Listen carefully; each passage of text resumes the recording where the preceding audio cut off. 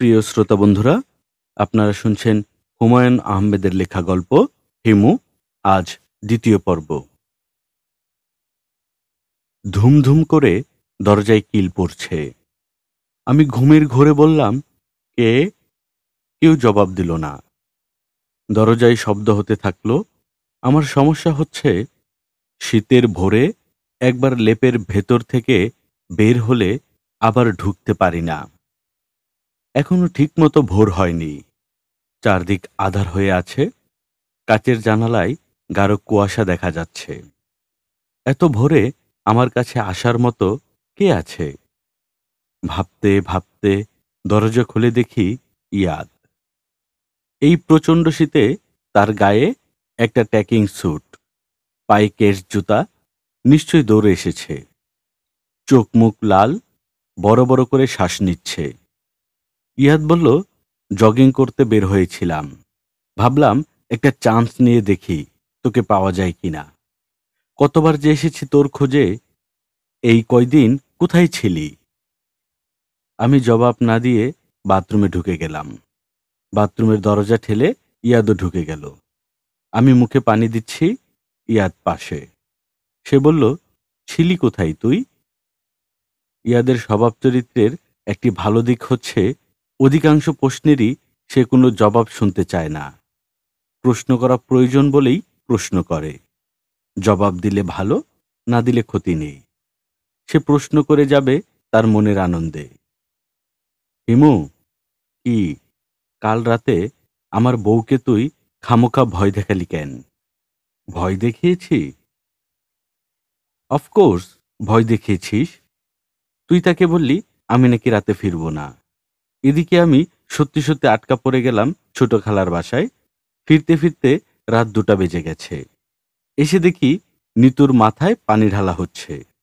পরিচিত অপরিচিত সব জায়গায় টেলিফোন করা হয়েছে। ম্যানেজারকে পাঠানো হয়েছে সব হাসপাতালে খোঁজ নিয়ে আসতে। ম্যানেজার বেটা গাড়ি নিয়ে বের হয়ে সেই গাড়ি ড্রেনে ফেলে দিয়েছে। এই অবস্থা? হ্যাঁ, এই অবস্থা। নিতুর হাইপারটেনশন আছে, অল্পতেই এমন নার্ভাস হয়। ওর একজন পোষা সাইকিয়াট্রিস্ট আছে, 2 দিন পর পর তার কাছে যায়, এক গাদা করে টাকা দিয়ে আসে। তোর তো টাকা খরচ করার পথ নেই, কিছু খরচ করছে, মন্দ কি? টাকা কোনো সমস্যা না, নিতুই সমস্যা। অল্পতে এত আপসেট হয়, এই কারণেই তোকে খুঁজছি। নিতুকে সামলানোর ব্যাপারে কি করা যায়? সামলানোর দরকার কি? দরকার আছে। তোর প্রস্তাব আমি গ্রহণ করছি। ভিখিরি হয়ে যাব। 7 দিনের ক্র্যাশ প্রোগ্রাম। 7 দিন ভিখিরি হয়ে ওদের সঙ্গে সঙ্গে ঘুরব, ভিক্ষা করব। 7 দিনে কিছু হবে না। কতদিন লাগবে? 2 বছর। বলিস কি? ঠিক মতো ওদের জানতে হলে ওদের একজন হতে হবে। ওদের একজন হতে সময় লাগবে। নিতুকে সামলাবো কি করে? যারা ছোটখাটো ঘটনাতে আপসেট হয়, তারা বড় ঘটনায় সাধারণত আপসেট হয় না। নিতু সামলে উঠবে। আরো বেশি বেশি করে সাইকিয়াট্রিস্টের কাছে যাবে। তুই ঘর ছাড়ছিস কবে? ইয়াদ বিরক্ত গলায় বলল, আমাকে জিজ্ঞেস করছিস কেন? এটা তো তোর উপর নির্ভর করছে। আমি মানসিকভাবে প্রস্তুত। তুই বললেই শুরু করব। তুই একটা ডেট বল। আমি নিতুকে বলি। আমি ডেট বলবো কেন? তুইও তো যাবি আমার সঙ্গে। আমি একা একা পথে পথে ভিক্ষা করব? হ্যাঁ, করবি। তোরই ভিক্ষুকদের জীবন চর্চা দরকার, আমার না। তুই আমার সঙ্গে যাচ্ছিস না? না। ও মাই গড! আমি তো ধরেই রেখেছি তুই যাচ্ছিস। সেইভাবে প্রস্তুতি নিয়েছি। সকালবেলা খালি পেটে আমি সিগারেট খেতে পারি না। শুধুমাত্র বিরক্তিতে আমি সিগারেট ধরালাম। বিরক্ত ভাব গলার স্বরে যথাসম্ভব ফুটিয়ে তুলে বললাম, তুই ভিক্ষা করতে যাবি, সেখানেও একজন ম্যানেজার নিয়ে যেতে চাস? তুই ভিক্ষা করবি, তোর ম্যানেজার টাকা পয়সার হিসাব রাখবে, খাওয়া দাওয়া দেখবে, ইট বিছিয়ে আগুন করে পানি ফুটাবে, যাতে তুই ফুটন্ত পানি খেতে পারিস। যা বেটা, গাধা। ইয়াদ আহত গলায় বলল, গাধা বলছিস কেন? যে যা তাকে তাই বলতে হয়। তুই গাধা, তোকে আমি হাতি বলবো? যা বলছি, বিদেয় হ। চলে যেতে বলছিস? হ্যাঁ, চলে যেতে বলছি। আর আসিস না। আর আসবো না? না। তোকে দেখলেই বিরক্ত লাগে। বিরক্ত লাগে কেন? বেকুবদের সঙ্গে কথা বললে বিরক্ত লাগবে না? গাধা বলছিস ভালো কথা, বেকুব বলছিস কেন? বাথরুমে ঢুকে পড়েছিস, এই জন্য বেকুব বলছি। ইয়াদ বলল, ভুল করে বাথরুমে ঢুকে পড়েছি, খেয়াল করিনি, যাই। আমি ওর দিকে না তাকিয়ে বললাম, আচ্ছা যা, আর আসিস না। ইয়াদ বের হয়ে গেল। আমার মনে হলো এতটা কঠিন না হলেও বোধহয় হতো। তবে আমার কাছ থেকে এ ধরনের ব্যবহার পেয়ে সে অভ্যস্ত, তার খুব খারাপ লাগবে না, লাগলেও সামলে উঠবে। ইয়াদকে আমার পছন্দ হয়, শুধু পছন্দ না, বেশ পছন্দ। রূঢ় ব্যবহার করতে হয় পছন্দের মানুষদের সঙ্গে। আমার বাবার উপদেশনামার একটি উপদেশ হলো, হে মানব সন্তান, তুমি তোমার ভালোবাসা লুকাইয়া রাখিও, তোমার পছন্দের মানুষের সহিত তুমি রূঢ় আচরণ করিও, যেন সে তোমার স্বরূপ কখনো বুঝিতে না পারে। মধুর আচরণ করিবে দুর্জনের সঙ্গে, নিজেকে অপ্রকাশ্য রাখার ইহাই প্রথম পাঠ। আমাদের মেসে সকালবেলা চা হয় না। চা খেতে রাস্তার ওপাশে ক্যান্টিনে যেতে হয়। সেই ক্যান্টিনে পৃথিবীর সবচেয়ে মিষ্টি এবং একই সঙ্গে পৃথিবীর সবচেয়ে গরম চা পাওয়া যায়। এই চা প্রথম দুদিন খেতে খারাপ লাগে, কিন্তু তৃতীয় দিন থেকে নেশা ধরে যায়। ঘুম থেকে উঠেই কয়েক কাপ চা খেতে ইচ্ছে করে। ক্যান্টিনে পা দেওয়ার সঙ্গে সঙ্গে দেখলাম ইয়াদ আবার আসছে। সে আমাকে দেখতে পেয়েছে, হয়তো আশা করছে আমি হাত ইশারা করে তাকে ডাকব। আমি কিছুই করলাম না, মুখ কঠিন করে অন্যদিকে তাকিয়ে রইলাম। ইয়াদ সামনের চেয়ারে বসতে বসতে বলল, তুই কাল রাতে আমাদের বাড়িতে একটা চিঠি ফেলে এসেছিলি, নিয়ে এসেছিলাম, দিতে ভুলে গেছি। আমি ইয়াদের হাত থেকে চিঠি নিয়ে পকেটে রেখে দিলাম। ইয়াদ বলল, পড়বি না? এক সময় পড়ব, তারা নেই। নিতু বলে দিয়েছে এটা নাকি জরুরি চিঠি। ও পড়েছে বুঝি? ইয়াদ অপ্রস্তুত গলায় বলল, মনে হয় পড়েছে। ওর খুব সন্দেহবাতিক, হাতের কাছে খাম পেলে খুলে পড়ে ফেলে। খামে যার নামই থাকুক সে পড়বেই। সরি। তোর সরি হবার কিছু নেই। চা খাবি? খাবো। আমি ইয়াদকে চা দিতে বলে উঠে দাঁড়ালাম। সে বিস্মিত হয়ে বলল, যাচ্ছিস কোথায়? কাজ আছে। চাটা শেষ করি, তারপর যা। সময় নেই, খুব তাড়া। আমি ইয়াদকে রেখে মেসে ফিরে এলাম। দরজা বন্ধ করে লেপের ভেতর ঢুকে পড়লাম। আজ আমার কোনো প্ল্যান নেই।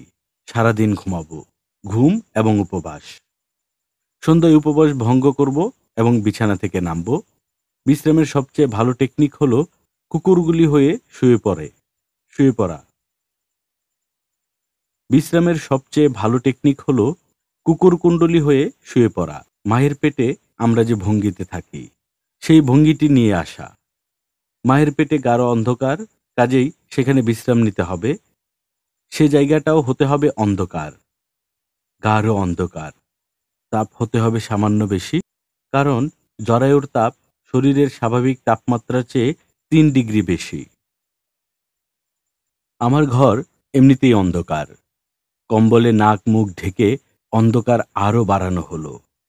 আমি কুণ্ডলি পাকিয়ে শোয়ামাত্র দরজায় কড়া নড়ল।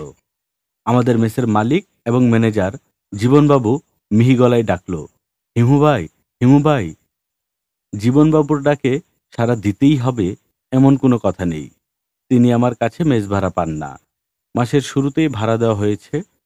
ইচ্ছা করলেই চুপচাপ শুয়ে থাকা যায়, তবে তা করা সম্ভব না, কারণ জীবনবাবুর ধৈর্য রবার্ট বুটসের চেয়েও বেশি। তিনি ডাকতেই থাকবেন, কড়া নাড়তেই থাকবেন।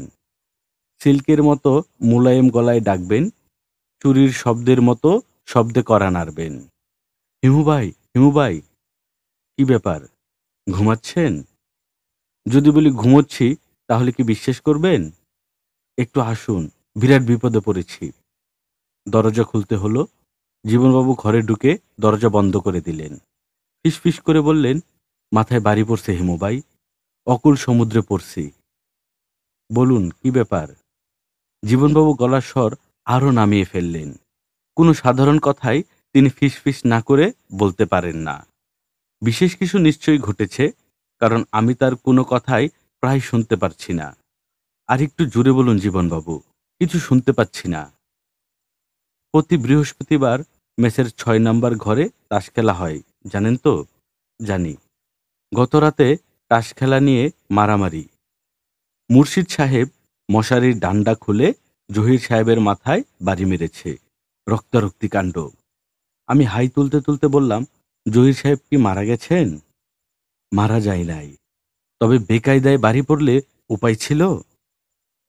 খুন খারাপি হলে পুলিশ আগে কাকে ধরত? আমাকে। আমি হলাম মাইনরিটি দলের লোক, হিন্দু। সব চাপ যায় মাইনরিটির উপর। আপনারা মেজরিটি হয়ে বেঁচে গেছেন, এটাই আপনার বিশেষ কথা? জি। আমাকে কিছু করতে বলছেন? তাস ওদেরকে কি না খেলতে বলবো? না না, আপনার কিছু বলার দরকার নেই। ঘটনাটা আপনাকে জানিয়ে রাখলাম। খুন খারাপি যদি সত্যি কিছু হয়, তাহলে পুলিশের কাছে আমার হয়ে দু একটা কথা বলবেন। আচ্ছা, বলবো। এখন তাহলে যান। আজ সারাদিন ঘুমাবো বলে প্ল্যান করেছি। আজ হলো আমার ঘুম দিবস। জীবনবাবু নড়লেন না, চুপচাপ দাঁড়িয়ে রইলেন। আমি বললাম, আরো কিছু বলবেন?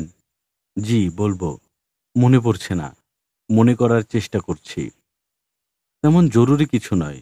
জরুরি হলে মনে পড়তো। মনে পড়েছে, একজন মহিলা এসেছিলেন আপনার কাছে। রূপা? জি না, উনি না। উনাকে তো চিনি। যিনি এসেছিলেন তাকে আগে কখনো দেখিনি। নাম বলেছিলেন? নামটা মনে পড়ছে না। স্মৃতিশক্তি পুরোপুরি গেছে। মাইনরিটির লোক তো, সারাক্ষণ টেনশনে থেকে থেকে ব্রেন গেছে। মেয়েটা কিছু বলে গেছে? মেয়ে না তো, পুরুষ মানুষ। আমাকে নাম বললেন, একবার না, কয়েকবার বললেন। আপনি দয়া করে বিদেয় হন। নামটা মনে করার চেষ্টা করছি, মনে পড়ছে না। বললাম না আপনাকে, ব্রেন একেবারে গেছে, কিছুই মনে থাকে না। ওই দিন দুপুরে ভাত খেতে গেছি, অতসী বলল, বাবা, তুমি না একটু আগে ভাত খেয়ে গেলে? বুঝুন অবস্থা।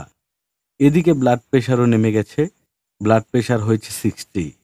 60 ব্লাড প্রেশার মানুষের হয় না, গরু ছাগলের হয়। গরু ছাগলের পর্যায়ে চলে গেছে হেমুবাই। জীবনবাবুকে বিদেয় করে বিছানায় শুয়ে পড়লাম। আশঙ্কা নিয়ে শুয়ে আছি, যে কোনো মুহূর্তে ভদ্রলোকের নাম জীবনবাবুর মনে পড়বে। তিনি দরজায় ধাক্কা দিতে দিতে ডাকবেন, হিমু ভাই, হিমু ভাই। ঘুম আনার চেষ্টা করছি, লাভ হচ্ছে না। কোনোভাবেই শুয়ে আরাম পাচ্ছি না। বুক পকেটে রাখা রূপার খামটা খচখচ করছে। তার চিঠিটা পড়ে ফেলা দরকার। চিঠি পড়ার মুহূর্ত আসছে না। প্রিয় চিঠি পড়ার জন্য প্রয়োজন প্রিয় মুহূর্তের। আমার প্রিয় মুহূর্ত হলো মধ্যরাত, যখন পৃথিবীর সব তক্ষক গম্ভীর স্বরে দুবার ডেকে ওঠে। দরজায় আবার ঠকঠক শব্দ হচ্ছে। জীবনবাবু ডাকলেন, হিমু ভাই, হিমু ভাই। আমি জবাব না দিয়ে রূপার চিঠি বের করলাম। হিমু ভাই, বলুন, কথা কি মনে পড়েছে? জি না, মনে পড়েনি। অন্য একটা কথা বলতে এসেছি। বলবো? বলুন। তাস খেলা নিয়ে ওনাদের কিছু বলবেন না, রাগ করতে পারেন। আচ্ছা, বলবো না। আর শুনুন জীবনবাবু, এখন একটা জরুরি কাজ করছি, চিঠি পড়ছি। আমাকে বিরক্ত করবেন না। ওই লোকের নাম মনে পড়লে কাগজে লিখে ফেলবেন। জি, আচ্ছা। ঘরের চিঠি পড়ার মতো আলো নেই। আধো আলো, আধো আধারে আমি চিঠি পড়ছি। ভেবেছিলাম তোমার জন্মদিনে উদ্ভট কিছু করে তোমাকে চমকে দেব। কি করা যায় অনেক ভাবলাম। দামি গিফটের কথা একবার মনে হয়েছিল। গিফটের ব্যাপারে তোমার আসক্তি নেই, মাঝখান থেকে টাকা নষ্ট হবে। তারপর ভাবলাম সবকটি দৈনিক পত্রিকায় এক পাতার বিজ্ঞাপন দিই। বিজ্ঞাপনে লেখা থাকবে, শুভ জন্মদিন হেমো। বাবার ম্যানেজার সাহেবকে ডেকে এনে বললাম পরিকল্পনার কথা। শুনে তার চোয়াল ঝুলে পড়ল। তিনি হা করে তাকিয়ে আছেন, তো তাকিয়েই আছেন। আমি বললাম, পরিকল্পনাটা আপনার কাছে ইন্টারেস্টিং মনে হচ্ছে না? তিনি বললেন, হচ্ছে। আমি বললাম, তাহলে খোঁজ নিয়ে বলুন তো কত লাগবে। আমি চেক লিখে দিচ্ছি। তিনি বললেন, হিমু লোকটাকে? আমার চেনা একজন লোক, পাগলা ধরনের মানুষ। তিনি মাথা চুলকে বললেন, পাগলা ধরনের একজন মানুষের জন্মদিনের কথা যত কম লোক জানে ততই ভালো। দেশশুদ্ধ লোককে জানিয়ে লাভ কি? ম্যানেজার চাচার কথা আমার মনে ধরল। আসলেই তো, সবাইকে জানিয়ে কি হবে? যার জানার কথা সেই তো জানবে না। তুমি নিজেই তো পত্রিকা পড়ো না। ম্যানেজার চাচা বললেন, মা, তুমি সুন্দর দেখে একটা কার্ড কিনে লিখে দাও, হ্যাপি বার্থডে। আমি ওনাকে দিয়ে আসব। 100 টাকার মধ্যে গোলাপের তোড়া পাওয়া যায়, ওই একটাও না হয় সঙ্গে দিয়ে দেব। আমি বললাম, আচ্ছা, তাই করব। ম্যানেজার চাচা চলে গেলেন। যাবার সময় অদ্ভুত চোখে আমার দিকে তাকাতে লাগলেন, যেন আমার নিজের মাথায় সুস্থতা নিয়েও তার সন্দেহ উপস্থিত হয়েছে। হিমু, আমি আসলেই খানিকটা অসুস্থতা বোধ করছি। নানান ধরনের ছোটখাটো পাগলামি করছি। ইচ্ছে করে যে করছি তা নয়। সেদিন বাবার সঙ্গে ঝগড়া করলাম। আমার ছোট মামা স্টেজ থেকে মেম বউ নিয়ে দেশে এসেছেন। সেই মেম সাহেবের সম্মানে পার্টি। সবাই সেজেগুজে তৈরি হয়ে গেছে। আমি নিজেও খুব সেজেছি। গয়না টয়না পরে একটা কাণ্ড করেছি। গাড়িতে ওঠার সময় কি যে হলো, আমি বললাম, আমার যেতে ইচ্ছে করছে না। বাবা বললেন, তার মানে কি? আমি বললাম, আমার রিসিপশনে যেতে ভালো লাগছে না। তোমার কি শরীর খারাপ লাগছে? না, শরীর খারাপ লাগছে না, শুধু যেতে ইচ্ছে করছে না। বাবা বললেন, তুমি আমার সঙ্গে ড্রয়িং রুমে আসো, আমি তোমাকে কয়েকটা কথা বলবো। সবাই গাড়ি বারান্দায় দাঁড়িয়ে রইল। বাবা আমাকে নিয়ে ড্রয়িং রুমে গেলেন। স্কুলের হেডমাস্টারদের মতো গলায় বললেন, সিট ডাউন ইয়াং লেডি। আমি বসলাম। বাবা বললেন, তোমার ছোট মামাকে যে পার্টি দেওয়া হচ্ছে, সেই পার্টি আমরা দিচ্ছি। আমরা হচ্ছি হোস্ট, কাজেই আমাদের উপস্থিত থাকতেই হবে। তোমার শরীর খারাপ থাকলে তোমাকে কিছু বলতাম না। তোমার শরীর ভালো আছে, তোমার যেতে ইচ্ছে করছে না, সেটা বুঝতে পারছি। অনেক সময় আমাদের অনেক কিছুই করতে ইচ্ছে করে না, তবুও আমরা করি। মানুষ হয়ে জন্মালে সামাজিক রীতিনীতি মানতে হয়। এখন চলো আমার সঙ্গে। সবাই দাঁড়িয়ে আছে। আমি বললাম, না। বাবা খুব অবাক হয়ে তাকিয়ে রইলেন। আমি বুঝতে পারছি ভেতরে ভেতরে রাগে তিনি কাঁপছেন। তারপরেও রাগ সামলে নিয়ে বললেন, রূপা, তুমি না হয় খানিকক্ষণ থেকে চলে এসো। আমি আবারও বললাম, না। বাবা আর কিছু বললেন না, আমাকে রেখে চলে গেলেন। খালি বাসায় আমি একা। তখন আবার মনে হলো, কেন যে থাকলাম, চলে গেলেই হতো। হিমু, আমি এরকম হয়ে যাচ্ছি কেন বলো তো? ইদানিং বিকট বিকট সব দুঃস্বপ্ন দেখছি। শুধু যে বিকট তাই না, নোংরা সব স্বপ্ন। এত নোংরা যে ভাবলে শিউরে উঠতে হয়। কি দেখি জানো? দেখি লম্বা রোগা বিকলাঙ্গ একজন মানুষ আমার সামনে নগ্ন হয়ে দাঁড়িয়ে আছে। আমার সারা গায়ে হাত বুলিয়ে আদর করছে। কুষ্ঠরোগীর হাতের মতো হাত। তার হাত থেকে পুজ, রক্ত আমার সারা গায়ে লেগে যাচ্ছে। চিৎকার করে জেগে উঠি। সারা গা ঘিন ঘিন করতে থাকে। আমি বাথরুমে ঢুকে সাবান দিয়ে গা হাত ধুই। হিমু, আমার কি হচ্ছে বলো তো? আমার মাথাটা খারাপ হয়ে যাচ্ছে কিনা কে জানে। তোমার সঙ্গে অনেকদিন দেখা হয় না। দেখা হলে বলতাম, আমার হাতটা একটু দেখে দাও তো। কোথায় জন্মদিনের শুভেচ্ছা জানাবো তা না, আজে বাজে সব কথা বলে সময় নষ্ট করছি। জন্মদিনের শুভেচ্ছা নাও। আমি কথার কথা হিসেবে শুভেচ্ছা বলছি না। আমি মনে প্রাণে কামনা করছি তোমার দিন সুন্দর হোক। রাতে দরজা জানালা বন্ধ করে আমি অনেকক্ষণ তোমার জন্য প্রার্থনা করেছি, যেন তুমি সুখে থাকো। মধ্যবিত্তের সহজ সুখ নয়, অসাধারণ সুখ। খুব অল্প মানুষই যে সুখের সন্ধান পায়। তোমার সঙ্গে অনেকদিন আমার দেখা হয় না। এবার দেখা হলে কি করব জানো? এবার দেখা হলে তোমাকে যশোর নিয়ে আসব। এখানে আমাদের একটা খামার বাড়ি আছে, বাংলো প্যাটার্নের বাড়ি। চারদিক গাছগাছড়ায় ঢাকা। বাড়ির সামনেই পুকুর।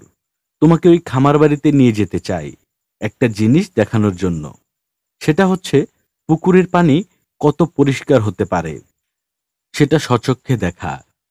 শীত, বর্ষা, শরৎ, হেমন্ত সব সময় এই পুকুরের পানি কাচের মতো ঝকঝক করছে। আমি এই পুকুরের নাম দিয়েছি অশ্রুদিঘি। বলো তো কেন? আমার জীবনে অসংখ্য বাসনার একটি হচ্ছে কোনো এক ভরা পূর্ণিমায় তোমার সঙ্গে অশ্রুদিঘিতে সাঁতার কাটব। অথচ মজার ব্যাপার হচ্ছে আমি সাঁতার জানি না। আচ্ছা হিমু, আমার এই চাওয়া কি খুব বড় কিছু চাওয়া? আমি কখনো কারো কাছে কিছুই চাই না। ঠিক করেছি এ জীবনে কিছু চাইব না। আলাদিনের চেরাগের দৈত্য যদি হঠাৎ উপস্থিত হয়ে আমাকে বলে, রূপা, চটচট করে বলো তোমার ৩টা ইচ্ছা আমি পূরণ করব, তাহলে আমি মাথা চুলকে বলবো, স্যার থ্যাংক ইউ, আপনার কাছে আমার কিছু চাইবার নেই। আমার যা চাইবার তা চাইতে হবে হিমুর কাছে। ওকে একটু আমার কাছে এনে আপনি বিদেয় হন। আপনার গা থেকে বিশ্রী গন্ধ আসছে। দরজায় মিহি টোকা পড়ছে। জীবনবাবু কয়েকবার কেশে ফিসফিস করে ডাকলেন, হিমু ভাই, হিমু ভাই। আমি চিঠি পড়া বন্ধ রেখে বললাম, কি হলো জীবনবাবু? নামটা মনে পড়েছে, বলুন, বলে বিদেয় হন। এটা ছাড়াও আরো একটা কথা বলতে চাচ্ছি। কাগজে লিখে রাখুন, আমি পরে পড়ব। লিখে রাখতে গিয়েছিলাম, তারপর দেখি বল পয়েন্টে কালি নেই। আপনার কাছে কি বল পয়েন্ট আছে? আমি দরজা খুলে বললাম, লিখতে হবে না, মুখে বলুন, শুনে নিচ্ছি। তরঙ্গনিষ্ঠর থেকে মুহিব সাহেব এসেছিলেন। কিছু বলেছেন? জি না, কিছু বলেনি। ও আচ্ছা।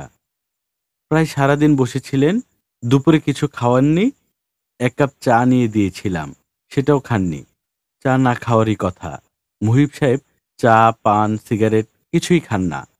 কি জন্য এসেছিলেন কিছু বলেনি? জি না। আচ্ছা ঠিক আছে, এখন তাহলে যান।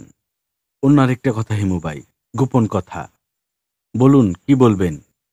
জীবনবাবু বসলেন, মাথা নিচু করে বসলেন, অসহায় বসার ভঙ্গি। খুব বিপদে পড়েছি হিমু ভাই, ভয়ঙ্কর বিপদ। বলুন। আজ থাক, অন্য একদিন বলবো। আপনার মেয়ে ভালো আছে তো? জি জি, মেয়ে ভালো আছে, ওর কোনো সমস্যা না। মেয়েটার বিয়েও মোটামুটি ঠিকঠাক। সিরাজগঞ্জের ছেলে, কাপড়ের ব্যবসা আছে। অতসীকে দেখে পছন্দ করেছে, ৩ লাখ টাকা পণ চাচ্ছে। দেব ৩ লাখ টাকা। মেজবাড়িটা বেচে দেব। একটাই তো মেয়ে, আমিও একা মানুষ। মেয়ে বিয়ে দিয়ে বাকি জীবনটা হোটেলে কাটিয়ে দেব। বুদ্ধিটা ভালো না হিমু ভাই? হ্যাঁ ভালো। আমি আজ উঠি, অন্য আরেকদিন এসে আমার বিপদের কথাটা বলবো। আমাকে বললে আপনার বিপদ কি কমবে? যদি মনে করেন বিপদ কমবে তাহলে বলুন, আর যদি বিপদ না কমে শুধু শুধু কেন বলবেন? রূপার চিঠির শেষটা আমার পড়া হলো না। চিঠি ভাঁজ করে পকেটে রেখে দিলাম। আজ থাক, অন্য কোনো সময় পড়া যাবে। বড় রাস্তার ফুটপাতে উবু হয়ে বসে বয়স্ক এক ভদ্রলোক বাদাম নিয়ে নিয়ে খাচ্ছেন। খাওয়ার ব্যাপারটায় বেশ আয়োজন আছে। খোসা থেকে বাদাম ছাড়ানো হয়, খোসাগুলি রাখা হয় সামনে। ভদ্রলোক অনেকক্ষণ বাদামে ফু দিতে থাকেন। ফুয়ের কারণে বাদামের গায়ে লেগে থাকা লাল খোসা উড়ে যায়। তখন তিনি অনেক উপর থেকে একটা একটা করে বাদাম তার মুখে ফেলেন। আমি কৌতূহলী হয়ে দাঁড়িয়ে পড়লাম। আমার মতো আরো কয়েকজন কৌতূহলী হয়েছে, তারাও দেখি দূর থেকে তাকিয়ে আছে। ভদ্রলোক শেষ বাদামের টুকরো মুখে ফেলে উঠে দাঁড়ালেন। আমার দিকে তাকিয়ে আনন্দিত গলায় বললেন, ছোট মামা না? আজ তিনিই প্রথম আমাকে চিনলেন। আমি চিনতে পারিনি। এখন চিনলাম মুর্শিদ সাহেব। ওই দিন স্যুটটাই পরা ছিলেন, আজ পায়জামা পাঞ্জাবি চাদর। ভদ্রলোককে পায়জামা পাঞ্জাবিতে আরো সুন্দর লাগছে। কি করছিলেন মুর্শিদ সাহেব? বাদাম খাচ্ছিলাম। অনেকদিন বাদাম খাই না। একটা ছেলে গরম গরম বাদাম ভাজছিল, দেখে লোভ লাগলো। ২ টাকার কিনলাম। অনেকে হাঁটতে হাঁটতে বাদাম খেতে পারে, আমি পারি না। ফুটপাতে বসে বাদাম খাচ্ছিলাম। লোকজন এমনভাবে তাকাচ্ছিলেন যেন আমি একটা পাগল। আপনি ভালো আছেন? জি ছোট মামা, ভালো। এশা, এশা কেমন আছে? মনে হয় ভালোই আছে। আর খারাপ থাকলেও তো আমাকে বলবে না। আপনি কি এর মধ্যে গিয়েছিলেন ওর কাছে? আমি তো ২-৩ দিন পরপরই যাই। ও খুব বিরক্ত হয়, তারপরেও যাই। যান, ভালো করেন। নিজের স্ত্রীর কাছে যাবেন না তো কার কাছে যাবেন? মুর্শিদ সাহেব বিষণ্ণ গলায় বললেন, ঈশাকে এখনো স্ত্রী বলা ঠিক হবে কিনা বুঝতে পারছি না। ও উকিলের নোটিশ পাঠিয়েছে, ডিভোর্স চায়। নোটিশ কবে পাঠিয়েছে? কবে পাঠিয়েছে সেই তারিখ দেখিনি, আমি পেয়েছি আজ। মন খুব খারাপ হয়েছে। আপনি হয়তো বিশ্বাস করবেন না ছোট মামা, নোটিশ পাওয়ার পর আমার চোখে পানি এসে গেল। সকালে যখন নাস্তা খাচ্ছি তখন নোটিশটা এসেছে, তারপর আর নাস্তা খেতে পারিনি। পরোটা ছিঁড়ে মুখে দিয়েছি, চাবাচ্ছি তো চাবাচ্ছি, গলা দিয়ে আর নামছে না। এক ঢোক পানি খেলাম, যদি পানির সঙ্গে পরোটা নেমে যায়। পানির পেটে চলে গেল, কিন্তু পরোটা মুখেই রইল। আসুন মুর্শিদ সাহেব, কোথাও গিয়ে বসি। আপনাকে ক্লান্ত লাগছে, সারাদিনই বোধহয় হাঁটাহাঁটি করেছেন। জি, দুপুরেও কিছু খাইনি, এমন খিদে লেগেছে। তারপর বাদাম কিনে ফেললাম 2 টাকার। কিনতাম না, ছেলেটা গরম গরম বাদাম ভাজছিল, দেখে খুব লোভ লাগলো। আমি ভদ্রলোককে নিয়ে গেলাম সোহরাওয়ার্দী উদ্যানে। সময় কাটানোর জন্যে খুব ভালো জায়গা। জোড়ায় জোড়ায় ছেলে মেয়ে গল্প করছে, দেখতে ভালো লাগে। এরা যখন গল্প করে তখন মনে হয় পৃথিবীতে এরা দুজন ছাড়া আর কেউ নেই, কোনোদিন থাকবেও না। ক্ষুধা, তৃষ্ণা, শীত, বর্ষা কোনো কিছুই এদের স্পর্শ করে না। একবার ঘোর বর্ষায় দুজনকে দেখেছি ভিজে ভিজে গল্প করছে। মেয়েটি কাজল পরে এসেছিল, পানিতে সেই কাজল ধুয়ে তাকে ডাইনির মতো লাগছিল। সেই ভয়ঙ্কর দৃশ্য ছেলেটির চোখে পড়ছে না, সে তাকিয়ে আছে মুগ্ধ চোখে। মুর্শিদ সাহেব, জি, কিছু খাবেন? এখানে ভ্রাম্যমান হোটেল আছে, চা, কোল্ড ড্রিঙ্কস, এমনকি বিরিয়ানির প্যাকেট পর্যন্ত পাওয়া যায়। আমি কিছু খাবো না। আচ্ছা ছোট মামা, আপনি আমাকে মুর্শিদ সাহেব ডাকবেন কেন? আপনি আমার নাম ধরে ডাকবেন। আপনি হচ্ছেন এশার মামা। আচ্ছা, তাই ডাকবো। এখন বলুন তো দেখি, এসে আপনাকে ডিভোর্স দিতে চাচ্ছে কেন? আমি তো মামা অসুস্থ, খারাপ ধরনের এপিলেসপি। ডাক্তাররা বলেন গ্র্যান্ড মোল। একেবারে যখন অ্যাটাক হয় ভয়ঙ্কর অবস্থা হয়।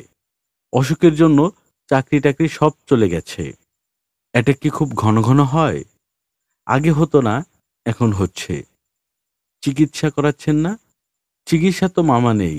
ডাক্তাররা কড়া ঘুমের ওষুধ দেন, এগুলো খেয়ে খেয়ে মাথা কেমন এলোমেলো হয়ে যাচ্ছে। আমাদের বাসার সামনে কোনো আম গাছ নেই, কিন্তু যখনই আমি বাইরে থেকে বাসায় যাই তখনই আমি দেখি বিশাল এক আম গাছ। চোখে দেখেন? জি দেখি। শুধু গাছটা দেখি তাই না, গাছে পাখি বসে থাকে, সেগুলি দেখি। ওরা কিচিরমিচির করে, সেই শব্দ শুনতে পাই। বলেন কি? মুর্শিদ সাহেব দীর্ঘ নিঃশ্বাস ফেলে বললেন, একজন সাইকিয়াট্রিস্টের সঙ্গে কথা বলা দরকার, কিন্তু যেতে ইচ্ছে করে না। তার উপর শুনেছি ওরা অনেক টাকা নেয়। জমানো টাকা খরচ করে চলছি তো মামা, প্রায় শেষ হয়ে এসেছে। আমার চেনা একজন সাইকিয়াট্রিস্ট আছেন, আমি একদিন তার কাছে আপনাকে নিয়ে যাব। জি আচ্ছা, চলুন আপনাকে বাসায় দিয়ে আসি। আমি এখন বাসায় যাব না মামা, উকিল নোটিশটা টেবিলে ফেলে এসেছি। বাসায় গেলেই নোটিশটা চোখে পড়বে, মনটা হবে খারাপ। এখানে বসে থাকতেই ভালো লাগছে। বেশ, তাহলে বসে থাকুন। মুর্শিদ সাহেব ইতস্তত করে বললেন, মামা, আপনি কি একটু এশার সঙ্গে কথা বলে দেখবেন? কোনো লাভ হবে না জানি, তবুও যদি একটু। আমি বললাম, আমার একটা ক্যামেরা আছে, ক্যামেরাটা বিক্রি করে দেব বলে ঠিক করেছি। হাত এক্কেবারে খালি হয়ে এসেছে, দেখবেন তো কাউকে পাওয়া যায় কিনা। বিয়ের সময় কিনেছিলাম, এশার খুব ছবি তোলার শখ ছিল, ওর জন্যই কেনা। আচ্ছা, দেখব ক্যামেরা বিক্রি করা যায় কিনা। থ্যাঙ্কস মামা। আপনি সাইকিয়াট্রিস্ট ভদ্রলোকের সঙ্গে একটু কথা বলবেন, কত টাকা নেন এইসব। আমি দীর্ঘশ্বাস ফেলে চলে এলাম। মুর্শিদ সাহেব পা তুলে সন্ন্যাসীর ভঙ্গিতে বসে আছেন। দূর থেকে দৃশ্যটা দেখতে ভালো লাগছে। নিতু একজন সাইকিয়াট্রিস্টের ঠিকানা দিয়ে দিয়েছিল, কার্ডটা হারিয়ে ফেলেছি। নিতুর কাছ থেকে ঠিকানা নিয়ে একবার ভদ্রলোকের সঙ্গে আলাপ করে আসতে হবে। নিতুর সাইকিয়াট্রিস্ট ভদ্রলোকের নাম ইরতাজুল করিম। নামের শেষে ABCD অনেক অক্ষর। এতগুলি অক্ষর যিনি জোগাড় করেছেন তার অনেক বয়স হবার কথা, কিন্তু ভদ্রলোক মধ্যবয়স্ক এবং হাসিখুশি। মুখে জর্দা দেয়া পান। বিদেশি ডিগ্রিধারী ভদ্রলোকেরা জর্দা দেয়া পান খান না, আর খেলেও বাড়িতে চুপি চুপি খান। কেউ এলে দাঁত মেজে বের হন। এই ভদ্রলোক দেখি বেশ আয়েশ করে পান খাচ্ছেন এবং পিক করে অ্যাস্ট্রোতে পানের পিক ফেলছেন। তার চেম্বারটাও সুন্দর, অফিস অফিস লাগে না, মনে হয় ড্রয়িং রুম। ডাক্তার সাহেবের ঠিক মাথার উপর ক্লদমনের আঁকা ওয়েটার লিলির বিখ্যাত পেন্টিংয়ের প্রিন্ট। প্রিন্ট দেখতেই এত সুন্দর, আসলটা না জানি কত সুন্দর। আমি ডাক্তার সাহেবের সামনের চেয়ারটায় বসলাম। ভদ্রলোক আমার দিকে ঝুঁকে এসে বললেন, কেমন আছেন হিমু সাহেব? জি ভালো। ইয়াদ সাহেবের স্ত্রী মিসেস নিতু অনেকদিন আগেই আপনার ব্যাপারে আমাকে টেলিফোন করেছিলেন। তাও একবার না, দুবার। তার মতো ফ্যামিলি থেকে যখন দুবার টেলিফোন আসে তখন চিন্তিত হতে হয়। আমি চিন্তিত হয়েই আপনার জন্য অপেক্ষা করছি। আরাম করে বসুন তো। আমি নড়েচড়ে বসলাম। ডাক্তার সাহেব আমার দিকে ঝুঁকে এসে বললেন, আসতে এত দেরি করেছেন কেন? টাকা পয়সা ছিল না, তাই দেরি করেছি। আপনি কত টাকা নেন তা তো জানি না। আমি অনেক টাকা নেই। তবে টাকা নিয়ে আপনাকে ভাবতে হবে না। আপনার চিকিৎসার সমস্ত ব্যয়ভার মিসেস নিতু নিয়েছেন। আমি তাহলে অসুস্থ? উনার তাই ধারণা। আপনার কি ধারণা ডাক্তার সাহেব? আপনার সঙ্গে খানিকক্ষণ কথাবার্তা না বলে ধরতে পারবো না। কথাবার্তা বললেই ধরতে পারবেন? হ্যাঁ, পারবো। পারা উচিত। অবশ্য আমার প্রশ্নের উত্তরে আপনাকে সত্যি কথা বলতে হবে। আমাকে বিভ্রান্ত করার চেষ্টা করবেন না। অধিকাংশ লোক তাই করে। সাইকিয়াট্রিস্টদের বিভ্রান্ত করার চেষ্টা করে। বিভ্রান্ত করার চেষ্টা থেকেই তো আপনার ধরতে পারার কথা। লোকটি কি চায়? তার সমস্যা কি? ধরতে চেষ্টা করি, সব সময় পারি না। মানুষের ব্রেন নিয়ে আমাদের কার্যক্রম। সেই ব্রেন কেমন জটিল তা কি আপনি জানেন হিমু সাহেব? জানি না, তবে আঁচ করতে পারি। না, আপনি আঁচও করতে পারবেন না। মানুষের ব্রেইনে আছে ১ বিলিয়ন নিউরন। এক একটি নিউরনের কর্মপদ্ধতি বর্তমান আধুনিক ক্যাপসুটারের চেয়েও জটিল। বুঝতে পারছেন কিছু? না, বুঝতে পারার কথাও না। এখন আমরা কথা বলা শুরু করি। আপনি বেশ রিল্যাক্স ভঙ্গিতে নিজের কথা বলুন তো শুনি। যা মনে আসে বলতে থাকুন। নিজের কথা বলুন। নিজের বাবা, মা, আত্মীয়-স্বজনের কথা বলুন। বন্ধু-বান্ধবের কথা বলুন। চা খেতে খেতে, সিগারেট খেতে খেতে বলুন। আমাকে কি কোচে শুইয়ে নিতে হবে না? না, ওইসব ফ্রয়েডের পদ্ধতি বাতিল হয়ে গেছে। আপনি শুরু করুন। আপনার কি তাড়া আছে ডাক্তার সাহেব? না, আমার কোনো তাড়া নেই। অন্য সব রোগী বিদায় করে দিয়েছি। আপনি হচ্ছেন বিশেষ এক রোগী, ভেরি স্পেশাল। চা দিতে বলি নাকি কফি খাবেন? চা, কফি কিছুই লাগবে না। যা শুনতে চাচ্ছেন বলছি। দুভাবে বলতে পারি, সাধারণভাবে কিংবা ইন্টারেস্টিং ভাবে। কিভাবে শুনতে চান? সাধারণভাবেই বলুন। ইন্টারেস্টিং করার প্রয়োজন দেখছি না। আমার ধারণা এমনিতেই ইন্টারেস্টিং হবে। আমি কি পা উঠিয়ে বসতে পারি? পারেন। আমি জীবন ইতিহাস শুরু করলাম। ডাক্তার সাহেব, আমার বাবা ছিলেন একজন অসুস্থ মানুষ, সাইকোপ্যাথ। এবং আমার ধারণা খুব খারাপ ধরনের সাইকোপ্যাথ। তার মাথায় কি করে যেন ঢুকে গেল মহাপুরুষ তৈরি করা যায়। যথাযথ ট্রেনিং দিয়েই তা করা সম্ভব। তার যুক্তি হচ্ছে, ডাক্তার, ইঞ্জিনিয়ার, ডাকাত, খুনি যদি শিক্ষা এবং ট্রেনিংয়ে তৈরি করা যায়, তাহলে মহাপুরুষ কেন তৈরি করা যাবে না? অসুস্থ মানুষদের চিন্তা হয় সিঙ্গেল ট্র্যাকে। তার চিন্তা সেই রকমই হলো। তিনি মহাপুরুষ তৈরির খেলায় নামলেন। আমি হলাম তার একমাত্র ছাত্র। তিনি এগুলেন খুব ঠান্ডা মাথায়। তার ধারণা হলো, আমার মা বেঁচে থাকলে তিনি তাকে এ জাতীয় ট্রেনিং দিতে দিবেন না। কাজেই তিনি মাকে সরিয়ে দিলেন। সরিয়ে দিলেন মানে? মেরে ফেললেন। কি বলছেন এসব? আমি অবশ্য মাকে খুন হতে দেখিনি, তেমন কোনো প্রমাণও পাইনি। বাবা প্রমাণ রেখে খুন করবেন এমন মানুষই না। খুব ঠান্ডা মাথার লোক। তার মাথা এত ঠান্ডা যে মাঝে মাঝে আমার মনে হয় হয়তো তিনি অসুস্থ ছিলেন না। অসুস্থ মানুষ এত ভেবেচিন্তে কাজ করে না। অসুস্থ মানুষের মাথা এত পরিষ্কার থাকে না। তারপর বলুন, আপনার কাছে কি ইন্টারেস্টিং মনে হচ্ছে? অবশ্যই ইন্টারেস্টিং। তবে আমার কেন জানি মনে হচ্ছে আপনি আমাকে বিভ্রান্ত করার চেষ্টা করছেন। আমি হেসে ফেললাম। ডাক্তার সাহেব বললেন, হাসছেন কেন? আমি বললাম, গল্প বলে আমি আপনাকে বিভ্রান্ত করব না। আপনি নিশ্চিন্ত থাকুন। যা বলছি সবই সত্যি। আপনাকে গল্প ছাড়াই আমি বিভ্রান্ত করতে পারি। করুন তো দেখি।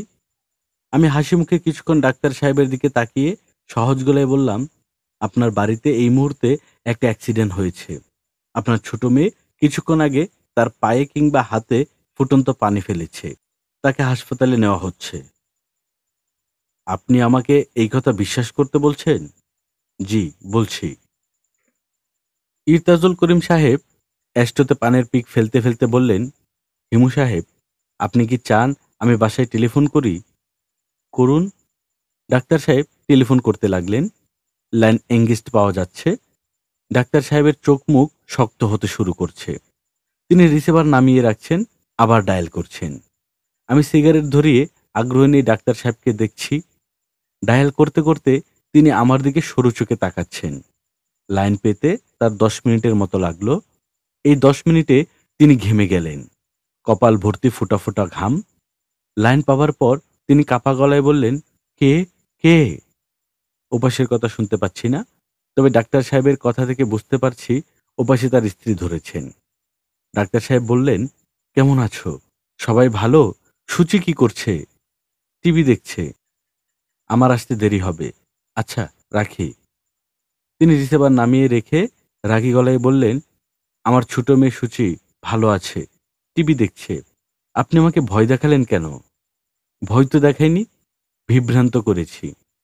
আপনার মতো অতি আধুনিক একজন মানুষ আমার কথা বিশ্বাস করে আতঙ্কে অস্থির হয়ে গেলেন। কাজেই দেখুন, বিভ্রান্ত করতে চাইলে আমি করতে পারি। আমি কি আমার জীবন বৃত্তান্ত বলবো, না আপনি উৎসাহ হারিয়ে ফেলেছেন? বলুন, সংক্ষেপে বলুন, ডিটেলসে যেতে হবে না। সংক্ষেপেই বলছি। বাবা আমাকে মহাপুরুষ বানানোর কাজে লেগে গেলেন। আমাকে সংসার, চারপাশের জীবন, অপরূপ প্রকৃতি প্রসঙ্গে নিরাসক্ত করতে চাইলেন। কিভাবে? বুদ্ধি খাটিয়ে। আসক্তি কাটানোর তিনি নানা পদ্ধতি বের করেছিলেন। সংক্ষেপে বলতে বলছেন বলেই পদ্ধতিগুলি আর বর্ণনা করছি না। একটি পদ্ধতি বলুন। একবার বাবা আমার জন্য একটা তোতা পাখি আনলেন। আমার বয়স তখন 4 কিংবা 5। আমি পাখি দেখে মুগ্ধ। বাবা বললেন, তোতা খুব সহজে কথা শিখতে পারে। তুই ওকে কথা শেখা। রোজ এর কাছে দাঁড়িয়ে বলবি, হিমু হিমু। একদিন দেখবি সে সুন্দর করে তোকে ডাকবে, হিমু হিমু। আমি মহা উৎসাহে পাখিকে কথা শেখাই। একদিন সত্যি সত্যি সে পরিষ্কার গলায় ডেকে উঠল, হিমু হিমু। আমি আনন্দে কেঁদে ফেললাম। বাবা তখন পাখিটাকে খাঁচা থেকে বের করে একটানে মাথাটা ধর থেকে আলাদা করে ফেললেন। ডাক্তার সাহেব চাপা গলায় বললেন, মাই গড। আমি হাসি মুখে বললাম, আপনি চাইলে আরো দু একটা পদ্ধতির কথা বলতে পারি। বলবো? না, থাক, আমি আর শুনতে চাচ্ছি না। মানুষের চরিত্রের ভয়ঙ্কর দিকগুলি আমি যেন জানতে পারি। বাবা সেই ব্যবস্থাও করেছিলেন। কিছু ভয়ঙ্কর ধরনের মানুষের সঙ্গে আমাকে বাস করতে পাঠালেন। তারা সম্পর্কে আমার মামা, পিশাচ চরিত্রের মানুষ। বলতে পারেন আমি আমার জীবনে একটি অংশ পিশাচদের সঙ্গে কাটিয়েছি। তবে মামারা আমাকে অত্যন্ত স্নেহ করতেন, যাকে বলে অন্ধ স্নেহ। পাগলদের বিচিত্র মানসিকতা যেন আমি ধরতে পারি, সেজন্যে তিনি প্রায়ই বাসায় পাগল ধরে নিয়ে আসতেন। যত্ন করে 2 দিন 3 দিন রাখতেন। একজন এসেছিল ভয়াবহ উন্মাদ। সে রান্নাঘর থেকে বটি এনে আমার গায়ে কোপ বসিয়েছিল। পিঠে এখনো দাগ আছে। দেখতে চান? না, আজ বরং থাক। আর শুনতে ভালো লাগছে না। 1 সপ্তাহ পর ঠিক এই দিনে আবার কথা বলবো। আমি ডায়েরিতে লিখে রাখলাম। একটু রাত করে আসুন, 10টার দিকে। চলে যেতে বলছেন? হ্যাঁ, চলে যান। আমার নিজের শরীরটাও ভালো লাগছে না। মনে হচ্ছে আপনার গল্প আমাকে এফেক্ট করেছে। যাবার আগে শুধু বলে যান, আপনার বাবার এক্সপেরিমেন্ট কি সফল হয়েছে? আমি উঠে দাঁড়াতে দাঁড়াতে বললাম, সফল হয়নি। বাবার এক্সপেরিমেন্ট ত্রুটি ছিল। তিনি মানুষের অন্ধকার দিকগুলিই আমাকে দেখাতে চেয়েছিলেন, আলোকিত দিক দেখাতে পারেননি। আমার প্রয়োজন ছিল ঈশ্বরের কাছাকাছি একজন মানুষ, যে আমাকে শেখাবে ভালোবাসা, আনন্দ, আবেগ এবং মঙ্গলময় মহাসত্য। আমি নিজে একজন সেই রকম মানুষ খুঁজে বেড়াচ্ছি, পাচ্ছি না। পেলে বাবার এক্সপেরিমেন্টের ফল দেখতে পারতাম। আপনি বিশ্বাস করেন মহাপুরুষ হওয়া সম্ভব? হ্যাঁ, করি। ডাক্তার সাহেব, আরেকটা কথা আপনাকে বলা দরকার। আমি কিন্তু মাঝে মাঝে ভবিষ্যৎবাণী করতে পারি। কিছু একটা বলি, তা লেগে যায়। আপনাকে যখন বললাম আপনার মেয়ে গরম পানিতে পুড়ে গেছে, তখন আমি নিজে পুরোপুরি নিশ্চিন্ত ছিলাম যে তাই ঘটেছে। আপনি হয়তো লক্ষ্য করেননি যে আমি বলেছি আপনার সবচেয়ে ছোট মেয়ে। আমি জানতাম না আপনার কয়টি মেয়ে আছে। কাকতালীয় ব্যাপার হিমু সাহেব। ঠিক কাকতালীয় নয়। আপনি কি আরেকবার টেলিফোন করে দেখবেন? না, আপনি একবার আমাকে বিভ্রান্ত করেছেন। আমি দ্বিতীয়বার আমাকে বিভ্রান্ত করার সুযোগ আপনাকে দেব না। আপনি যথেষ্ট বুদ্ধিমান মানুষ, তবে আমাকে বোকা ভাবারও কারণ নেই। আমি হেসে ফেললাম। ডাক্তার সাহেব বললেন, আপনি কোথায় যাবেন বলুন? আসুন আমার সঙ্গে, আপনাকে নামিয়ে দেব। চলুন। বেশিরভাগ ডাক্তার নিজের গাড়ি নিজেই চালান। শিক্ষকরা যেমন সবাইকে ছাত্র মনে করেন, ডাক্তাররাও সেরকম সবাইকে রোগী ভাবেন। গাড়িও তাদের কাছে রোগীর মতো। নিজের রোগী অন্যকে দিয়ে ভরসা পান না বলে তারা নিজেদের গাড়ি নিজেরাই চালান। তবে ইনি ব্যতিক্রমী ডাক্তার, কারণ তার গাড়ির ড্রাইভার চালাচ্ছে। তিনি হাত পা ছড়িয়ে পেছনের সিটে বসেছেন। আমি তার পাশে বসলাম। পান খাবেন হিমু সাহেব? জি না, পান খাওয়া এক বিশ্রী অভ্যাস। এক রুগী আমাকে ধরিয়ে দিয়ে গেছে। আমি জন্মেও পান খেতাম না। সেই রুগী রূপার তৈরি এক পানের কৌটা বের করে বলল, পান খাবেন ডাক্তার সাহেব? আমি কৌটা দেখে মুগ্ধ হয়ে একটা পান নিলাম। সেই থেকে শুরু। এখন দিনরাত পান খাই। পান কেনা হয় পণ হিসাবে। সব বড় জিনিস ছোট থেকে শুরু হয়। ঠিক বলেছেন। You start by killing a breed, you end by killing a man. আপনি নামবেন কোথায়? যে কোনো এক জায়গায় নামিয়ে দিলেই হবে। সে কি, পার্টিকুলার কোথাও নামতে চান না? জি না। আচ্ছা ডাক্তার সাহেব, আমার এক বন্ধুকে কি আপনার কাছে নিয়ে আসতে পারি? অবশ্যই পারেন। উনিও কি আপনার মতো? না, আমরা কেউ কারো মতোই নই ডাক্তার সাহেব। আমরা সবাই আলাদা। আমার কাছে আনতে চাচ্ছেন কেন? ওই ভদ্রলোকের একটা সমস্যা আছে। উনি থাকেন খিলগাঁও, একতলা বাসা। উনার বাড়ির সামনে কোনো গাছপালা নেই, কিন্তু উনি সবসময় বাড়ির সামনে একটা প্রকাণ্ড আম গাছ দেখেন। এর মানে কি? ভদ্রলোককে একবার নিয়ে আসবেন? আচ্ছা, আনবো। হিমু সাহেব, জি, চলুন আমার সঙ্গে। আমার বাসায় চলুন, একসঙ্গে ডিনার করব। আপত্তি আছে? না, আপত্তি নেই। আমরা ধানমন্ডি ৩ নম্বর রোডে কম্পাউন্ড দেয়া দোতলা একটা বাসার সামনে থামলাম। গেটটা খোলা। গেটের সামনে জটলা হচ্ছে। জানা গেল এই বাড়ির ছোট মেয়েটা কিছুক্ষণ আগে গরম পানির গামলায় পড়ে ঝলসে গেছে। তাকে অ্যাম্বুলেন্স এসে হাসপাতালে নিয়ে গেছে। ডাক্তার ইরতাজুল করিম ছুটে ভেতরে চলে গেলেন। আমি একা একা দাঁড়িয়ে রইলাম। ডাক্তার সাহেব প্রায় সঙ্গে সঙ্গেই ফিরলেন। যান্ত্রিক গলায় বললেন, চেম্বার থেকে ফিরে আমি সব সময় গরম পানিতে গোসল করি। ঘরে ওয়াটার হিটার আছে। আজ এই হিটারটি কাজ করছিল না বলে আমার জন্য পানি গরম করেছে। আমি বললাম, খুব বেশি পড়েছে? ডাক্তার সাহেব নিচু গলায় বললেন, হ্যাঁ, তাকে অজ্ঞান অবস্থায় হাসপাতালে নেওয়া হয়েছে। চলুন আমরাও হাসপাতালে যাই। ডাক্তার সাহেব ক্লান্ত গলায় বললেন, আপনাকে হাসপাতালে যেতে হবে না। সরি, আপনাকে আজ ডিনার খাওয়াতে পারছি না। আপনারা শুনছিলেন হুমায়ুন আহমেদের লেখা গল্প হিমু। আজ দ্বিতীয় পর্ব। আমাদের গল্প পাঠ যদি ভালো লাগে তাহলে আপনার বন্ধুদের সঙ্গে শেয়ার করুন। আমাদের চ্যানেলে নতুন হয়ে থাকলে অবশ্যই সাবস্ক্রাইব করতে ভুলবেন না। আজকের মতো বিদায় নিচ্ছি। সবাই ভালো থাকবেন, সুস্থ থাকবেন, সুন্দর থাকবেন। আল্লাহ হাফেজ।